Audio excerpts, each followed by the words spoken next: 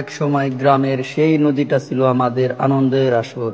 বিকেল হলেই আমরা সবাই বই খাতা ফেলে নদীর পাড়ে জড়ো হতাম। হাসি ঠাট্টা করতে করতে ঝাঁপ দিতাম ঠান্ডা জলে। একসাথে সাঁতার কেটে খেলা করতাম। কেউ ডুব দিয়ে মাছ ধরার চেষ্টা করত, কেউ আবার মজা করে একে অন্যকে টেনে নামাতো। গোসল শেষে ভিজে শরীর নিয়ে বাড়ি ফেরার সময় মুখে থাক হাসির ঝিলি। আজ সবাই বড় হয়ে গেছে, কেউ চাকরি করছে, কেউ শহরে চলে গেছে, তবুও মনে পড়ে সেই নদীর জল আর একসাথে কাটানো দিনগুলো যেন স্বপ্নের মতো। তো বন্ধুরা, কার কার এই ছেলেবেলার সেই কথাগুলো মনে আছে?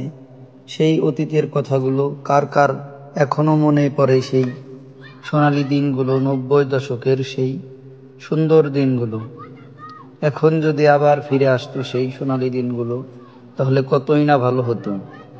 কিন্তু এখন আর সেই সময় আর নেই। সবাই যার যার কাজে ব্যস্ত, বিভিন্ন শহরে, বিভিন্ন দিকে, এক একজন এক এক দিকে চলে গেছে। এখন আর সেই আগের মতো হাসি খুশি দিনগুলো দেখা যায় না। সবাই এখন কাজে ব্যস্ত হয়ে গেছে। সবাই আর একসাথে ওইরকম ভাবে আর এখন গোসল করা হয় না। তাই এই ভিডিওতে আমি কিছু জিনিস আপনাদের তুলে ধরার চেষ্টা করলাম।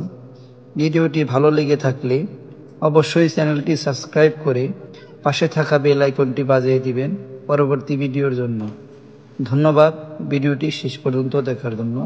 আল্লাহ হাফিজ।